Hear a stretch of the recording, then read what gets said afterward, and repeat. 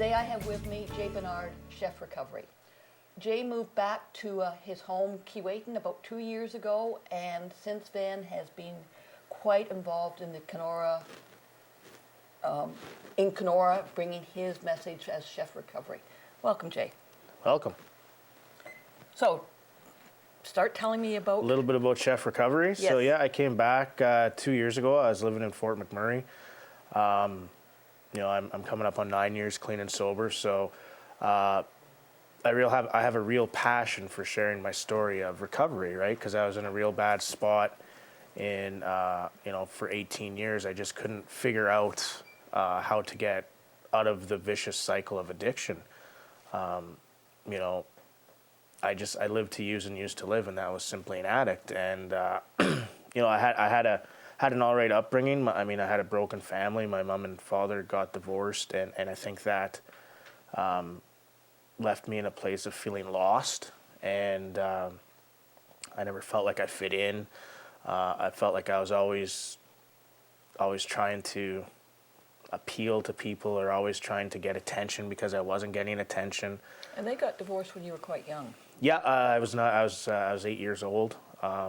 So the feeling of not fitting in started at that point? Yeah, it started around 7, 8 years old, when there's a lot of commotion going on, because my father was an alcoholic and my grandmother was an alcoholic. So I always saw that that lifestyle, right? I saw the confusion, I saw the fighting, I saw the anger, I saw the powerlessness of not being able to stop.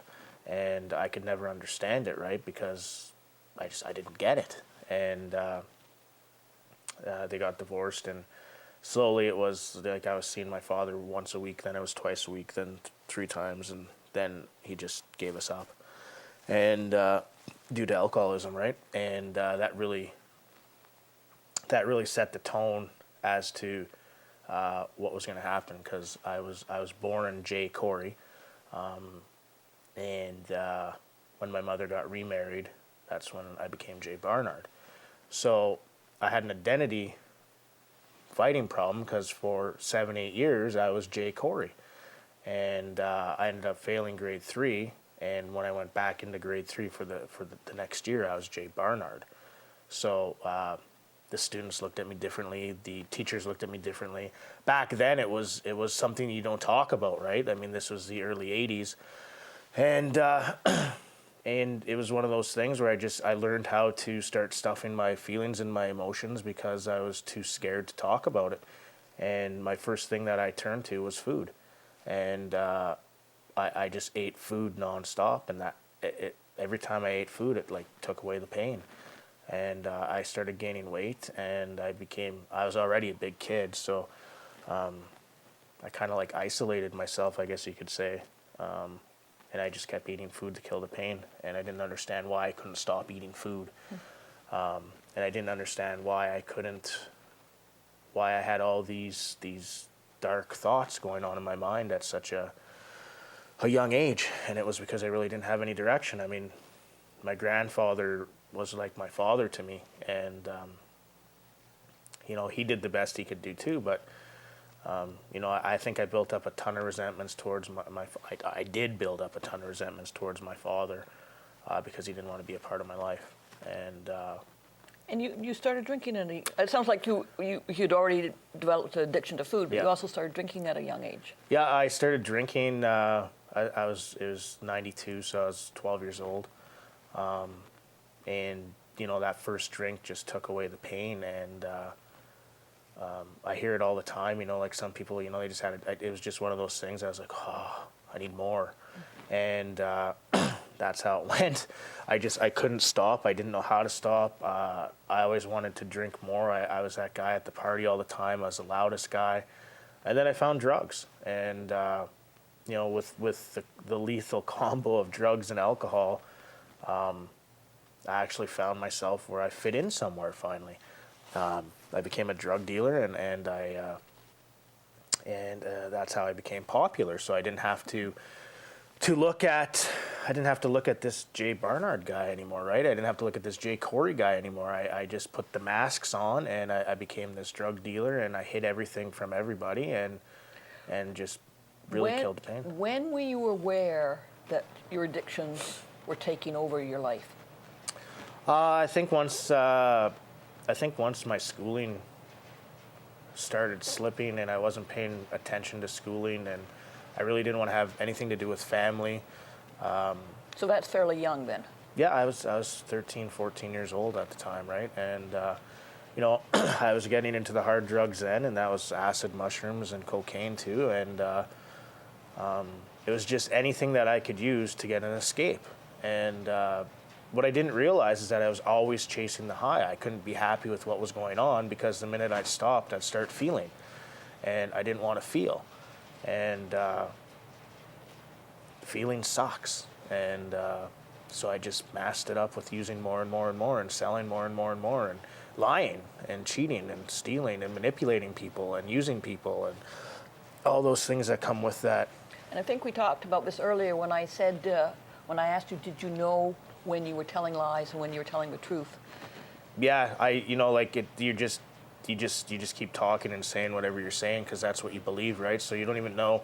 I didn't even know what I was saying half the time. You know, it was just I put on this facade of trying to be this tough guy, right? And the lies just kept piling up and piling up and piling up, and you come to a point where you don't even know what you've said to somebody until they call you on it, and then you get all mad and it starts a fight, and you're like, no, I didn't say that. But all I was doing was trying to protect this little boy inside that I didn't even know, because I never had a chance to get to know him, right?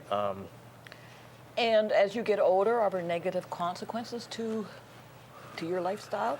Yeah, as I got older, I you know, like I couldn't hold down a job, I couldn't hold down relationships, I ruined my family, I got in debt, I was in trouble with the law, I went to jail at a young age. You know, I was 18 years old, I stole a truck. You were a menace. I didn't care because I didn't understand what was going on in my life, and I didn't want to deal with anything, and I just found that was the outlet to deal with things. And so if you're in this, I don't care, I'm looking for drugs, as long as I get drugs, I'll say anything, I'll do anything. How does that move you forward in your life? What happens then?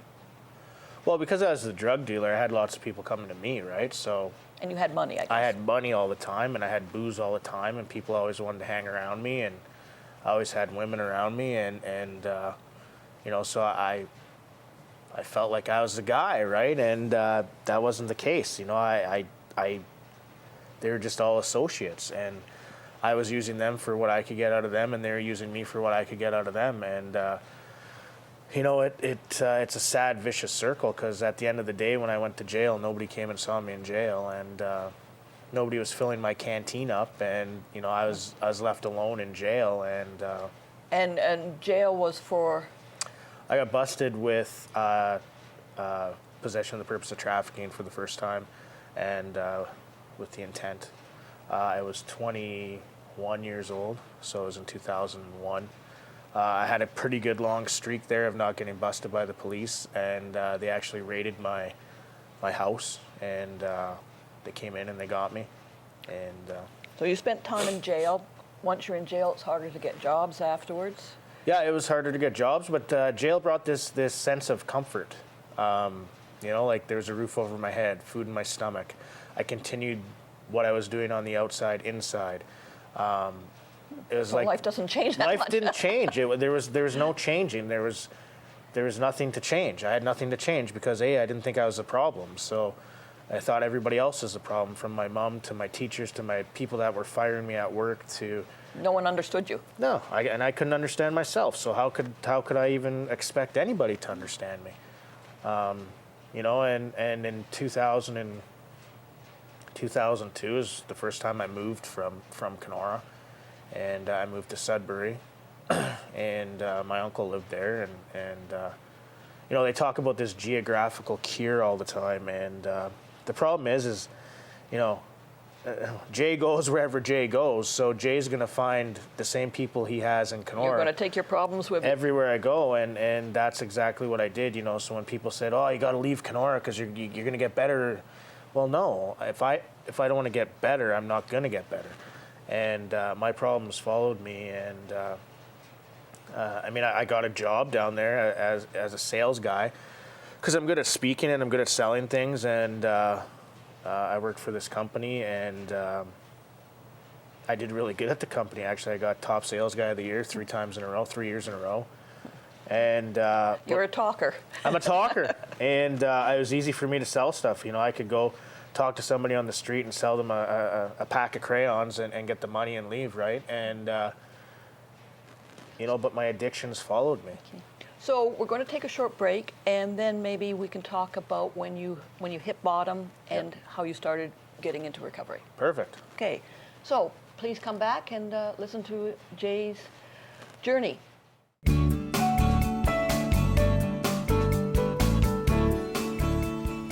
Welcome back to Sitting with Sallie. Today I have with me Jay Barnard, Chef Recovery.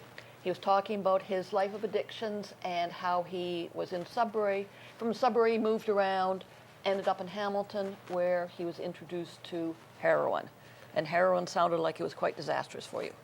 Yeah, I moved to Hamilton, and I ended up dating this girl, and she introduced me to heroin, and it was one of those drugs that I thought all the other things were fast, but this one really picked up fast, and it took me to a dark place. I mean, I ended up stealing, people's purses on the streets, and it's one of those drugs that you got to use it. You have no choice, right? The pain that comes along with not using it is far more than trying to quit it. But through that all, the company I was working for at the time, they said, Jay, you could be something in life. And, it was the first time in my life that I could actually hear that somebody believes in me or thinks that I can do something. And I never heard that before. I had the cotton in my ears, so maybe the cotton came out that time. But they said you could be something in the company. And I ended up getting off the heroin. I don't know how that happened, but I continued to use all the other stuff. So me and my partner at the time got promoted down to Barrie, Ontario, and we had a company called Rising Above Vendors Everywhere, which is the same company. We just moved, and the same cycle happened, but I had a real rock bottom in Barrie. I ended up getting busted driving while under suspension for the 5th time, and I ended up losing the business, and it put me in a real dark spot. It was on a Wednesday, and I consciously thought to myself that I'm going to kill myself, and that's what I did. On the Friday, I went to the bar, and I found this girl that had these pills, and I remember on that Thursday, it was like the best sleep of my life, because it was like the games in my head finally stopped, because I knew that it was going to be over tomorrow, meaning the Friday. And I bought these 12 green pills, and I snorted one and took the rest, and the girl that I was seeing at the time found me in a pile of black puke at her door. I had overdosed. And I got rushed to the hospital, and my stomach got pumped, and I was in there for 3 days.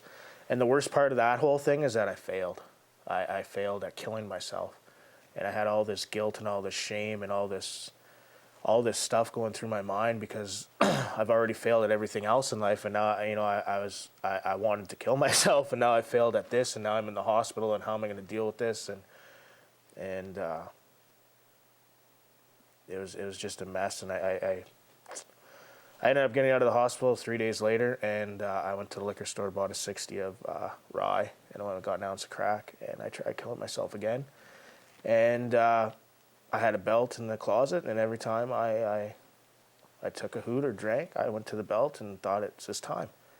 And it went on for about 24 hours until I ran out of everything. And for whatever reason, I couldn't do it. And I ended up turning myself into the police on the charges for the driving while under suspension, and I ended up doing 9 months in penitentiary. And then I moved back to Kenora in 2006. Was that your rock bottom?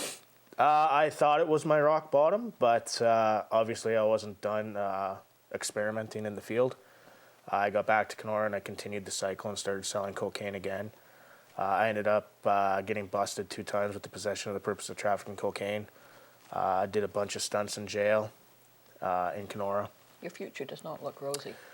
No, it didn't look rosy, and I couldn't get a job, and the city didn't like me, and I was living in hotels, and I had no family, and I couldn't figure this thing out. And January 7th, 2008, I got busted for the 5th time of possession with the purpose of trafficking. And I went to jail. And actually, that's the day I quit drinking.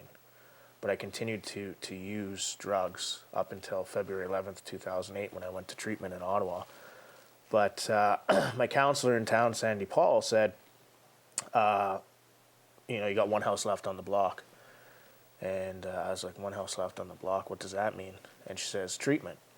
And there's this place in Ottawa, Ontario called the Ottawa Boost Center.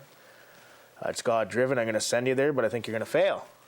And that word fail is the word that's followed me my whole entire life because that's what I've done. But I didn't understand what she was doing at the time. And I used drugs right up until February 11th, 2008. Or 2010, and then I hopped on a plane and went to Ottawa and started this journey of recovery. I wasn't going to treatment to stay clean. It was just an option to get out of jail. So, in 2 weeks or something from today, I'm going to, God willing, I'm going to be celebrating 9 years being clean and sober. And I never thought in my wildest dreams that I would ever be where I am today, taking that step to go into treatment, because I didn't know what treatment was. It was my first time in treatment. I thought I was just going to take a bunch of Valiums and sleep for 4 months and then come back out and go start my cycle of addiction. And something happened out there. I don't know what happened. Something happened. And I think I finally was sick and tired of being sick and tired. Because it's easy to stop, but it's hard to stay stopped. And it's hard to look at. It's hard to look at who I am in the mirror, and I could never look at who I was in the mirror. And it was a struggle for 4 months, it was a 4-month program. And at one point, you actually left the program. Yeah, I actually got kicked out of the program because of my anger issues and everything that was going on, and because Jay knows best.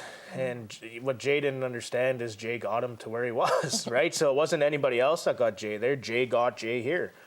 And I actually left the treatment center, and I went to the airport, and then I came back, and my counselor at the time said, I want you to write down everything that you've changed.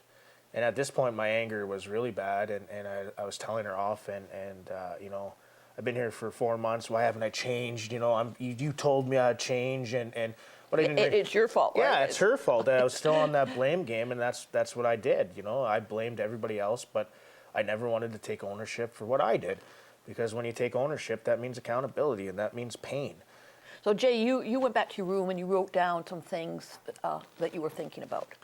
So I went to my room, and the only two things that I could come up with is that I was going to meetings, and that I was clean and sober, and it was frustrating because so many other things should have changed, and nothing was changing because I wasn't changing. So if nothing changes, nothing changes. So I went around the treatment center and asked some of the guys, because I had been fighting with the guys, and I went to them first, and they said, "Yeah, Jay, you've changed." And yeah, of course you've changed. Of course, right? So that was the instant gratification that I needed, and it was like taking a hit, right? Because I changed. I'm gonna go downtown Geo. Yeah, I changed, because that's what I had to prove myself.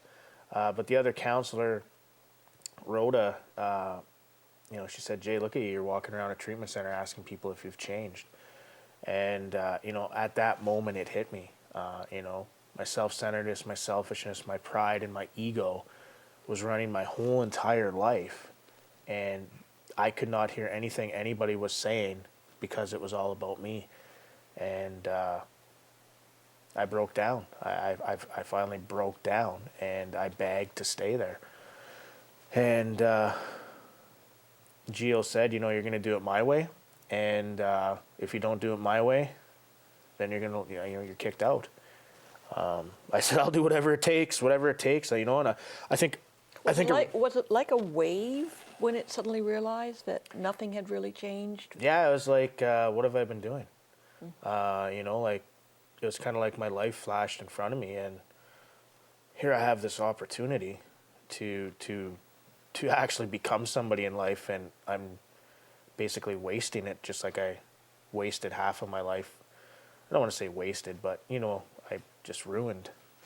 And not knowing that opportunity was there when I went there, because I wasn't going there for help. I was going there to get out of jail. But I went to my room after that, and I did something that they had said I should do for the whole time I was there, but I'd never do it.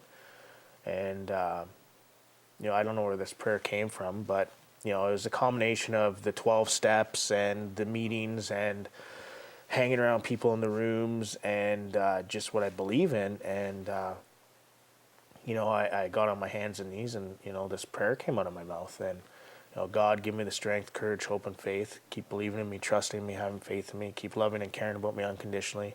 Give me patience, tolerance, understanding, forgiveness, compassion, and acceptance of other people's struggles along with my own. Let me love myself, like myself, care about myself enough to move forward in a positive direction.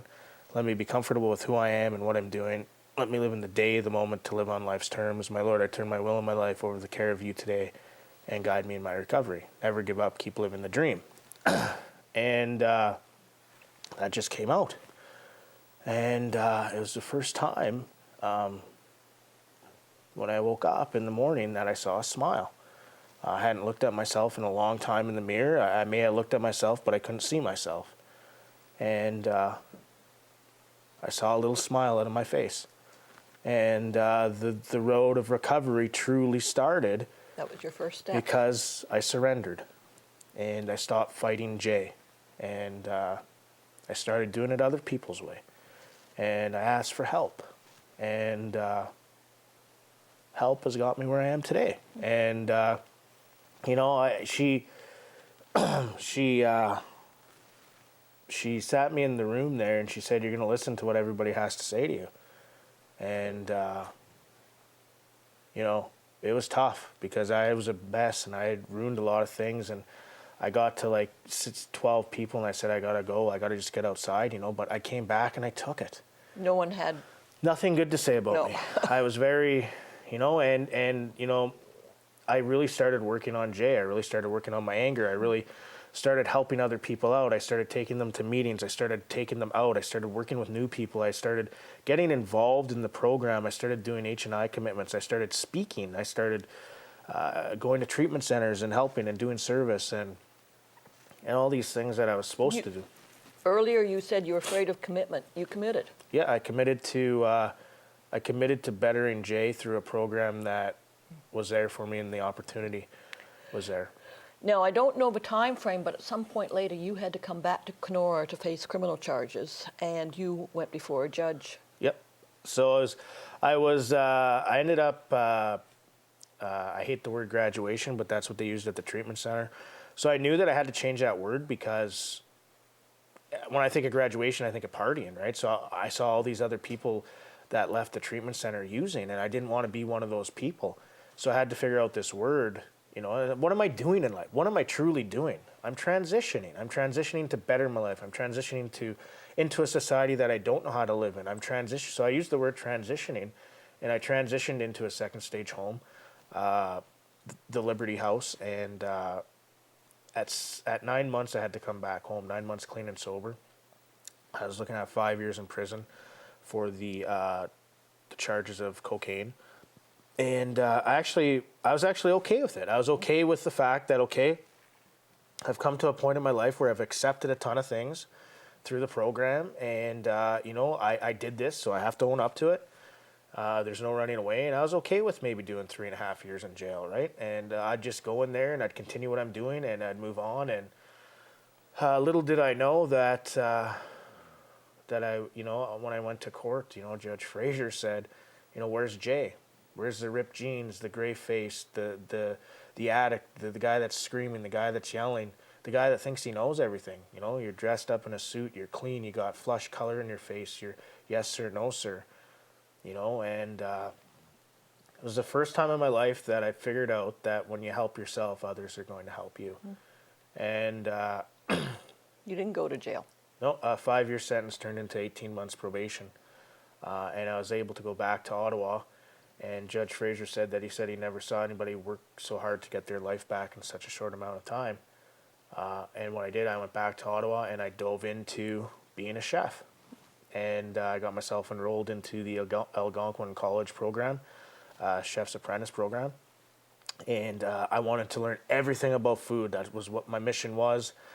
I was calling myself the recovering chef at the time. And, because I had this story to tell. I wanted to get out there and tell this story. And here I am, not even a year sober. And here's what I'm doing. And this is what I'm doing. And look at this life you can get. And I was on this, I was just like, wow, I've been given this opportunity. And nobody doesn't, you don't get these opportunities. I was dead like 6 years. This is like, I was dead. And the college really took me in, and my pastry chef, Simone Choi, said, Jay, why don't you call yourself Chef Recovery? And I was like, whoa, I'm a chef in recovery.